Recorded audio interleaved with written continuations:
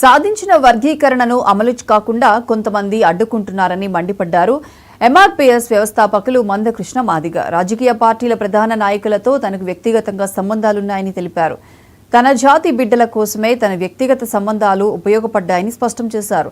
మందకృష్ణ మాదిగ గజ్వేల్ పట్టణంలో ఎస్సీ వర్గీకరణ కోసం మాదిగ ఉపకులాల ఆత్మీయ సమ్మేళనం జరిగింది. ఈ సమ్మేళనంలో ఎంఆర్పీఎస్ వ్యవస్థాపకులు మందకృష్ణ మాదిగ, ప్రజా గాయకుడు ఏపూరి సోమన్న పాల్గొన్నారు.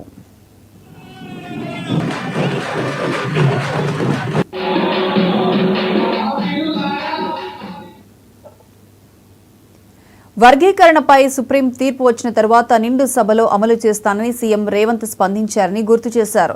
మందకృష్ణ మాదిగ తన పదవిని కాపాడుకోవడం కోసం ఎస్సీ వర్గీకరణను అమలు చేయడం లేదని విమర్శించారు. 30 ఏళ్లుగా అలుపెరగని పోరాటం చేసి సాధించుకున్న వర్గీకరణను అడ్డుకోవాలని చూస్తున్నారని అన్నారు. ఎన్ని అడ్డంకులు ఎదురైనా అంతిమ విజయం తమదేనన్నారు. వచ్చే నెల 2వ తేదీన 1 లక్ష డబ్బులతో హైదరాబాద్ దద్దరిల్లేలా భారీ సభ నిర్వహిస్తామని ప్రకటించారు.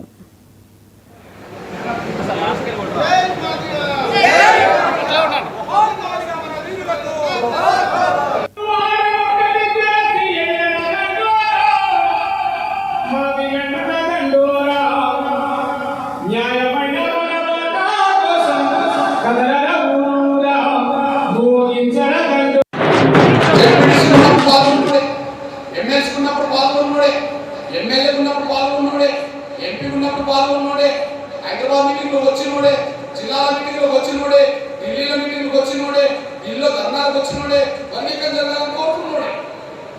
వ్యక్తిగతంగా మనకు అనుకునే ఎవరు మనకు వ్యతిరేకం కాదు. కానీ ఒక విషయం గుర్తు చేసుకోండి, సుప్రీంకోర్టు తీర్పు ఆగస్టు 1 వచ్చినప్పుడు దేశంలో ఎవరు స్పందించకముందే నిండు శాసనసభలో ముఖ్యమంత్రి రేవంత్ రెడ్డి గారు మాట్లాడిన విషయం మనందరూ తెలుసు. అప్పుడు మనం ఏమనుకున్నాం, అరే ముఖ్యమంత్రి మనకు అనుకూలంగా గట్టిగా మాట్లాడింది కాబట్టి త్వరలో వర్గీకరణ జరగబోతుందని మనం అనుకున్నాం. ఆగస్టు 1 జనవరి 1 దాటింది కదా. ఆయన అన్నదాని ప్రకారం ఏం జరగాల? ఆయన అన్నదాని ప్రకారం భారతదేశంలోనే అన్ని రాష్ట్రాల కంటే ముందు తెలంగాణ అమలు చేస్తామన్నడా లేదా? గత నోటిఫికేషన్లను కూడా వర్గీకరణ వర్తింపజేస్తామన్నడా లేదా? గత నోటిఫికేషన్ కూడా వర్గీకరణ అమలు చేసి ఉద్యోగాలు వర్తిస్తామన్నడా లేదా? అవసరం అనుకుంటే తొందరగా ఆర్డినెన్స్ తీసుకొస్తామన్నడా లేదా? ఆర్డినెన్స్ లేదు. గత నోటిఫికేషన్ వర్గీకరణ వర్తింపజేయలేదు. దేశంలో అందరికంటే ముందు వర్గీకరణ చేయలేదు. హర్యానా అమలు జరుగుతుంది, పంజాబ్ అమలు జరుగుతుంది, తమిళనాడు అమలు జరుగుతుంది, చంద్రబాబు నాయుడు ప్రభుత్వం అడ్వాన్స్ అయిపోతుంది, మనం చూస్తూనే ఉన్నాం. కానీ ఇక్కడ మాత్రం కంపెనీల పేరుతో, కమిషన్ల పేరుతో జాబ్ చేతనే కాకుండా ఇంకో మాల ఒత్తిడి కలిగి మనకు అన్యాయం చేయడం జరిగింది.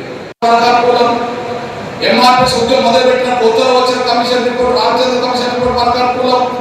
కాంగ్రెస్ ప్రభుత్వం ఇచ్చిన ఉషా మేర కమిషన్ కూడా మనకు అనుకూలం.